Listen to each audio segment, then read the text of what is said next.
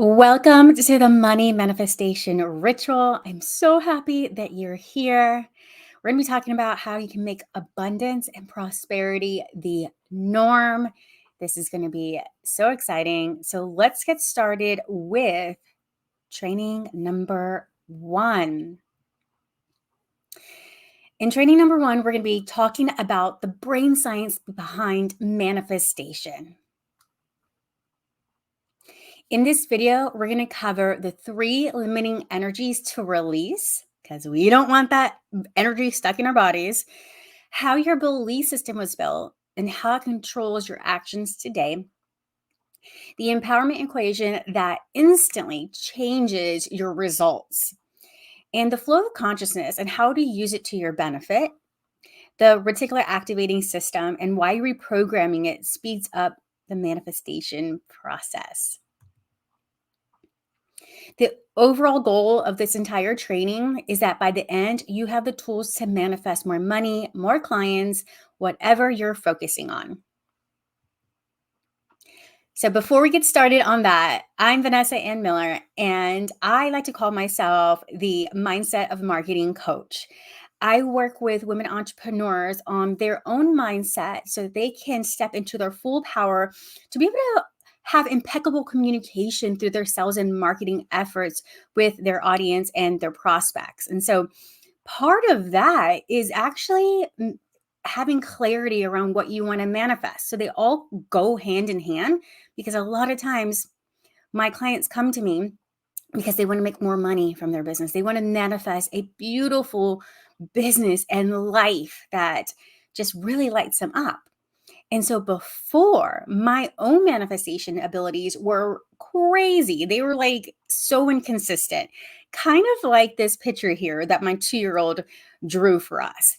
It was like highs and lows and ups and downs just all over the place. And then there was gaps, and I was just a hot mess with my manifestation. I didn't understand how I can control bringing in good things and bringing in bad things. I was like, okay, I'm focused, but for some reason, I will have like a luck, like some kind of luck will come in and I'll be able to manifest what I want. But then if I did the same thing, sometimes I would get what I didn't want. And so I really wanted to understand, why was that happening? And this is what it looked like. It was all over the place, random spurts, like I'd mentioned.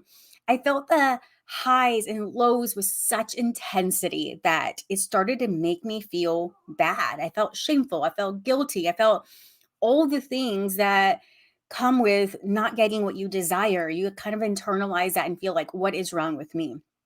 I would have sleepless nights of worry, so much that it made me sick. Like, it made me physically sick, because I was constantly worried about, how am I going to pay my bills? How am I going to put food on the table? How am I going to show up and be like, I'm sorry, I don't have the money to pay for this? I even remember one time I was on the verge of losing my car because I couldn't pay the monthly payment, and I just felt sick. I was like, how am I going to go to work? This is when I was a financial advisor, and I was like, how am I going to go to work if I don't have my car? And like, it was just a hot mess, and it felt really poopy. And because I felt so poopy, I had this forceful energy when I showed up in like my sales conversations, on my sales appointments, even in my marketing. It was just very like forceful and like, ew, desperate. Like, people are like, ew, I don't want to be around that. So then what would happen is that then I retreat, work on myself, and then come back with a vengeance and all excited. And then that would work for a little bit. And then it stopped working. And so it was like a cycle that never felt really, it didn't feel good. So after learning what I'm going to talk about today, it was just like a complete 180 in not only in what I was manifesting in my life, but just how I felt, how I showed up in life, my relationships, my conversations. It was a beautiful transformation that allowed me to receive more prosperity and abundance and love, money, and all the good things that we want to experience in our in our human experience. And so I had increased awareness around my triggers that cause the lows. And so because I was able to identify ahead of time like what my triggers were, I was able to better manage those.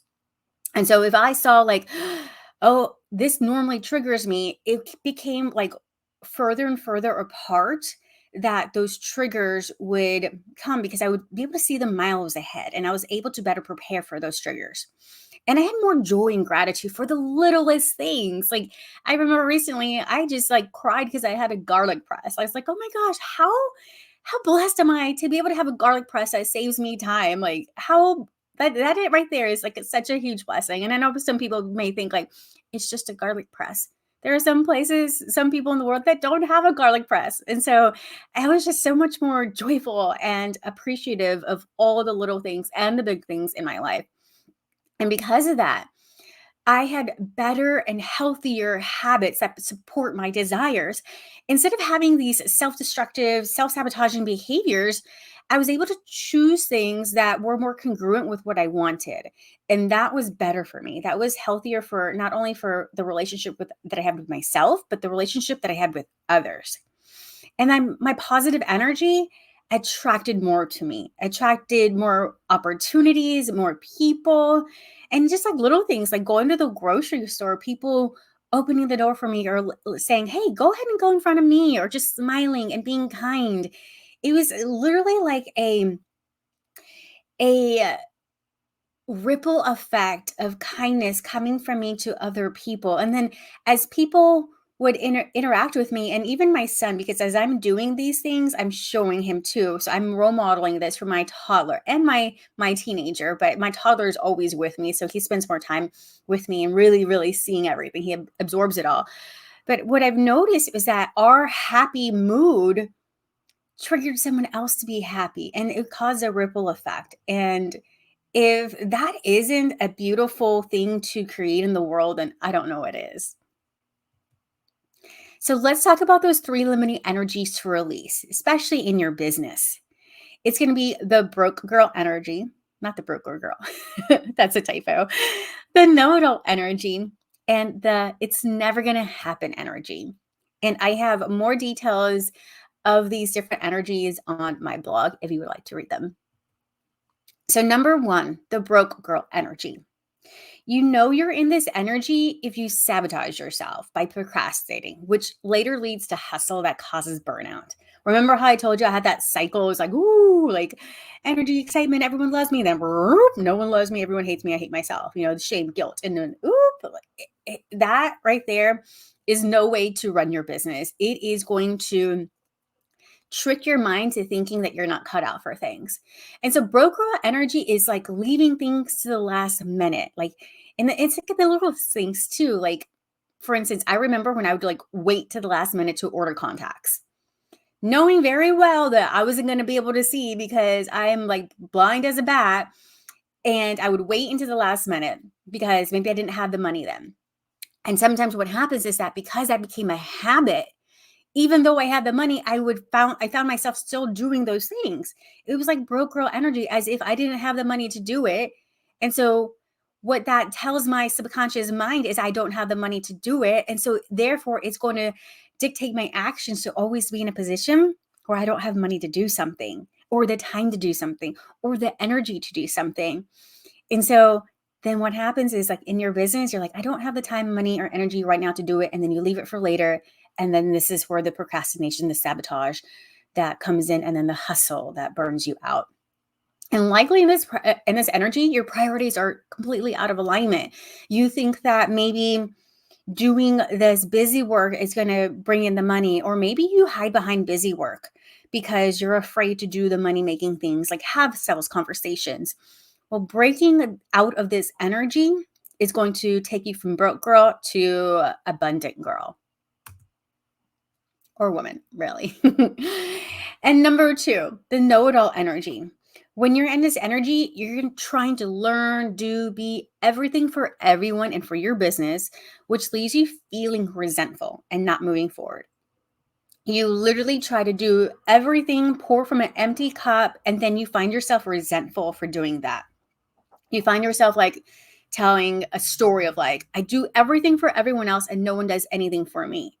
And so then when you say that, then you allow separation and loneliness to occur. Like you don't even want to ask for help anymore because you feel that no one's going to help you anyway. So why even ask?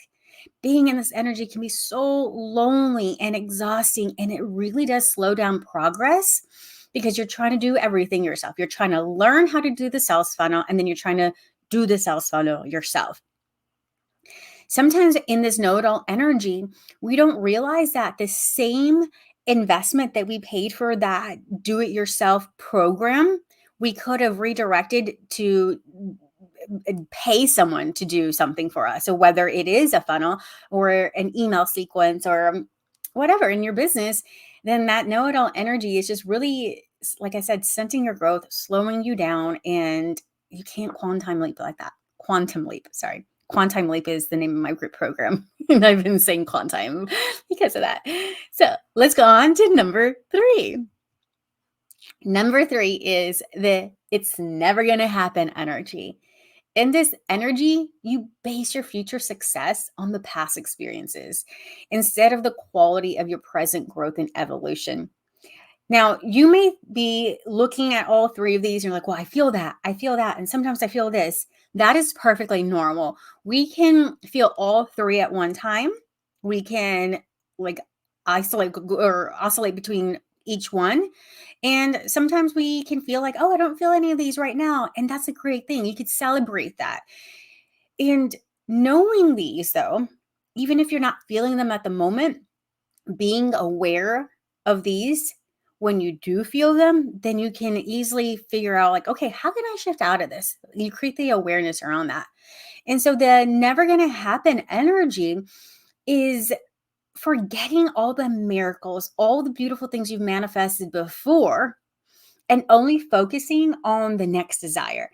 It's like you achieve something and you forget about it and then you go. And so when you forget about it, your brain thinks that it never happened. And so because it completely forgot about that, you're like, okay, well, it's never going to happen. It hasn't happened, or it did happen, but that was a fluke. And so you're like lying to your brain. Training your brain to have the scarcity and the lack, that you're not capable of having these things because they were or weren't in the past, but you're like, but they're definitely not here. And so you're basing it off of now. And so when you're in this energy, you can get super excited about creating a plan. You can get super duper excited, like, okay, I'm going to do this thing and I'm going to follow through.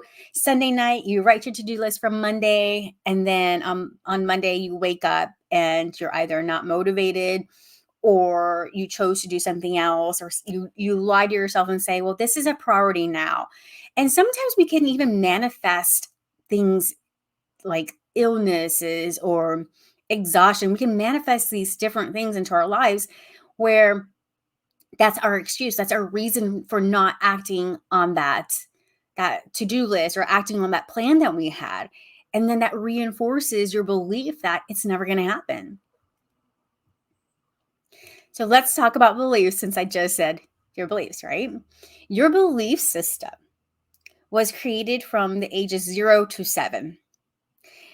When you were a little cutie chicken nugget growing up, learning the things, learning how to speak, learning how to walk, just observing your family, observing maybe your siblings, if you have siblings, your parents, or your caretakers, and you learn from them what you should believe about money, what you should believe about work, what you should believe about learning, all the things.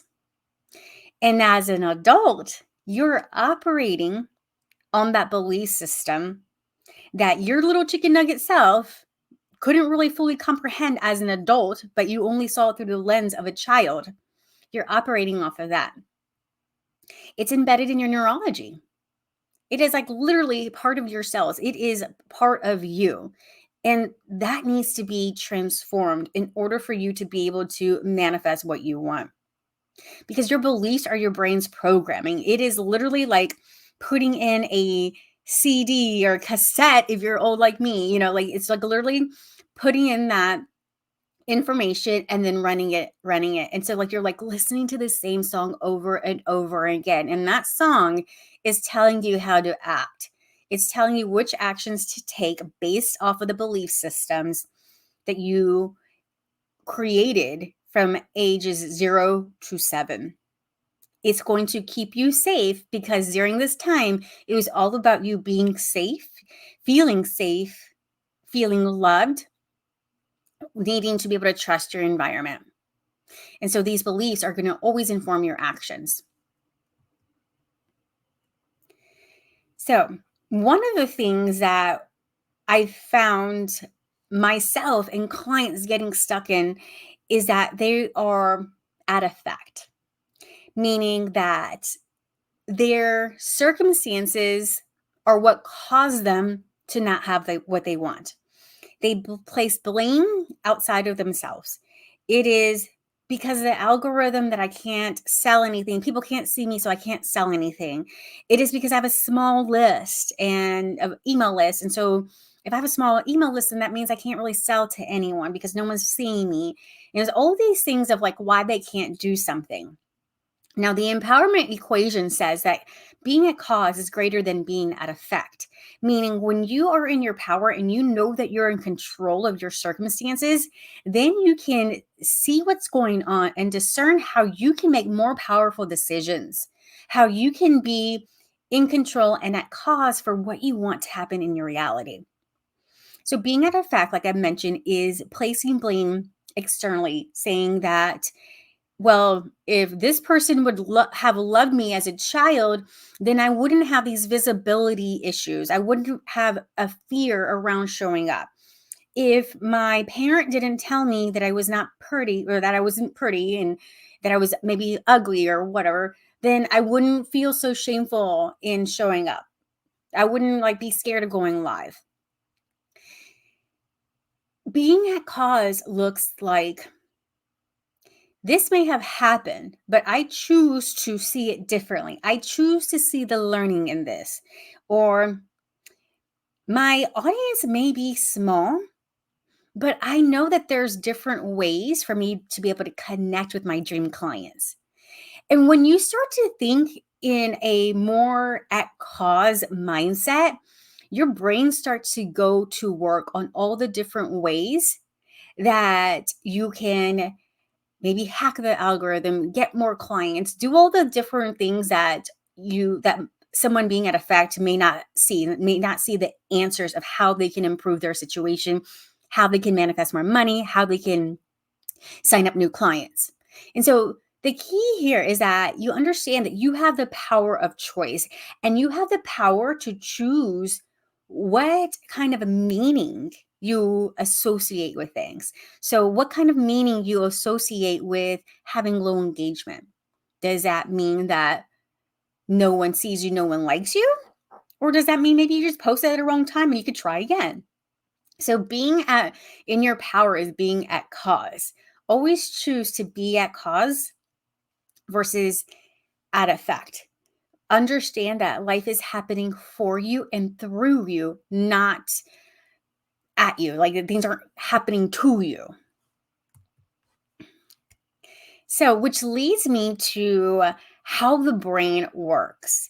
And we're going to be talking about my Shrek analogy for this. Before I go into that, I'm going to explain what the conscious awareness is. So, your conscious awareness is everything that you are feeling through your senses. You're feeling, seeing, hearing, tasting, all that good stuff, right? Smelling. Most people don't realize that your conscious awareness is only responsible for 5% of your brain activity.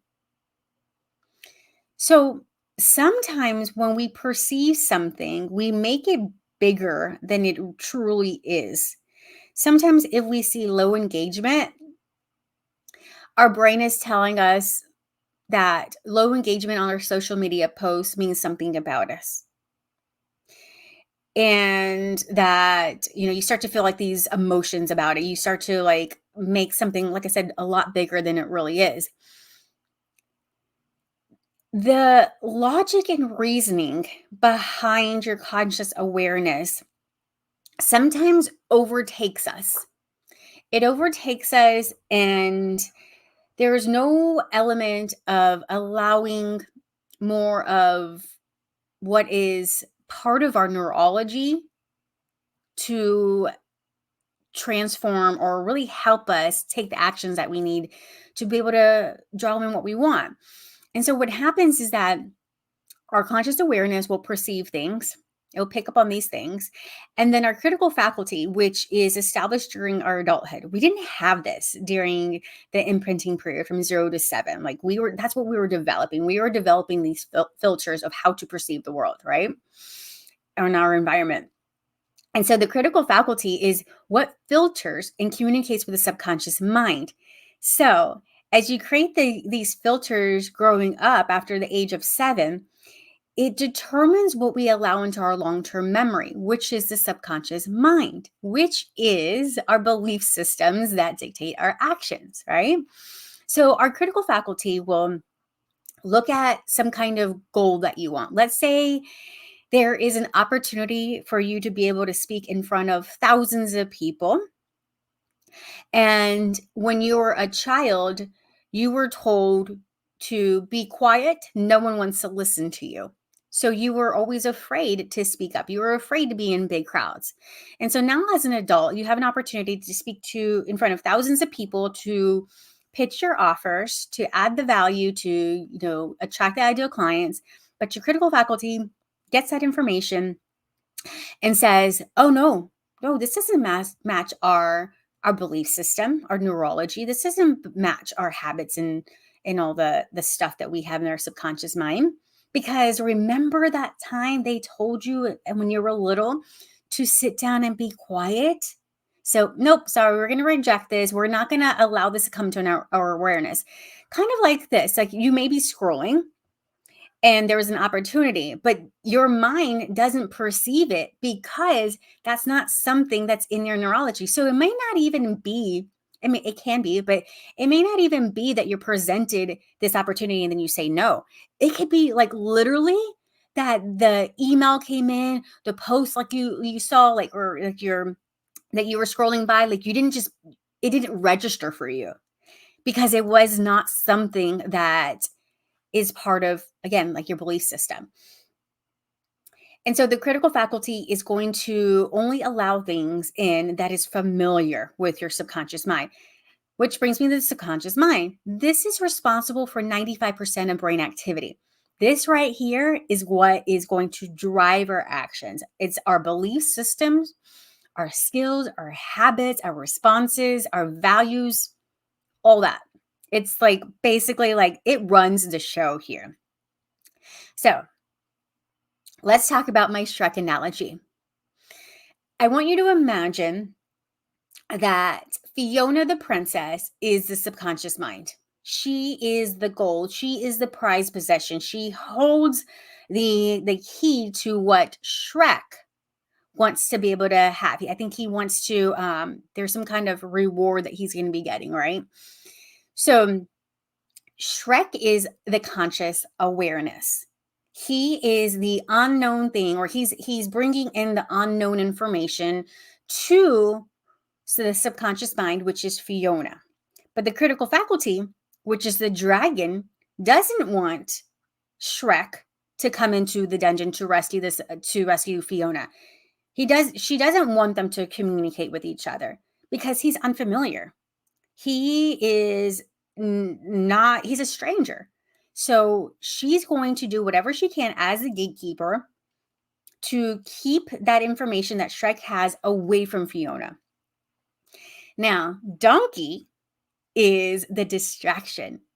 Donkey is what distracts the dragon so that Shrek can come in and rescue Fiona. And so there are certain things that you can do when you want to create change to essentially distract the critical faculty. And we're going to talk a little bit more about those things in the next lesson. But they are allowing these practices, allow your critical faculty to kind of check out, to take a nap, to relax, so that you can get the information that you need to manifest your desires and then make it familiar. Soon it's like it becomes part of your belief system, like the belief that you can have anything that you want, the belief that money comes easily to you and effortlessly. And so Using these techniques that we're going to be talking about through the program, you're going to be able to rapidly create that change needed so that you can manifest a lot quicker. Which brings me to the flow of consciousness. So you have the conscious awareness, your subconscious mind, which speaks to the conscious awareness, and then you have your higher mind, which speaks to your subconscious mind. In your higher mind, it is a highly resourceful part of you and has an increased awareness. It holds the blueprints to everything that you would like to achieve, and it only communicates with the subconscious mind. So, some of the practices that we talk about for your money manifestation ritual, it allows you to open up the channel from your subconscious to your higher mind.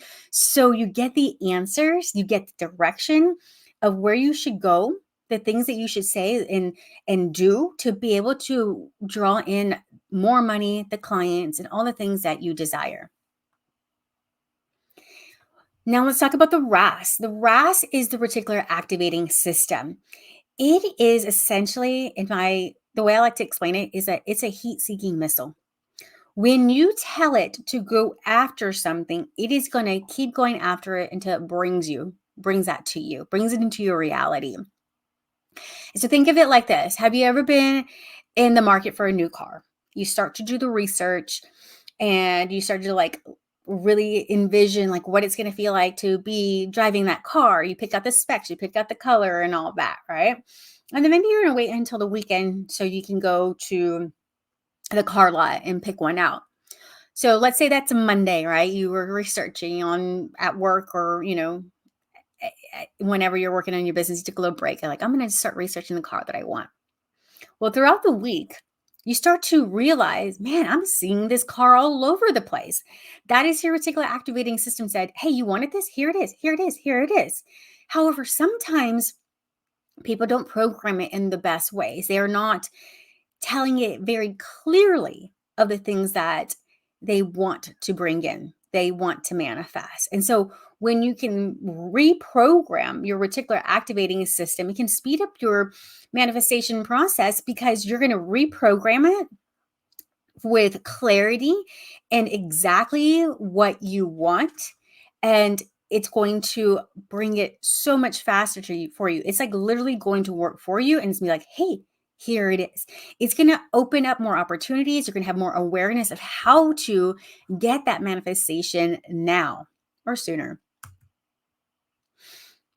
So let's recap. Your belief system by which you take action from was established as a child. So if you're finding yourself doing these things and you're like, I don't even understand why am I doing these things? Like, I don't believe them as an adult. This would be a great opportunity for you to do some subconscious time travel. That's what I like to call it, but it's time techniques. It's time integration for maximum empowerment. I love to do this with my one-to-one clients because what we do is that we take their subconscious back to the time, the root cause of negative emotions, limiting decisions, limiting beliefs, and we pluck them out. We pluck them out from their original root cause. And what that does is allows them to shift their perspective of what they thought something meant as a child, like the meaning that they attached to it as a child. They get to see it through the eyes of their current adult wisdom. And that transforms everything from the past into the present.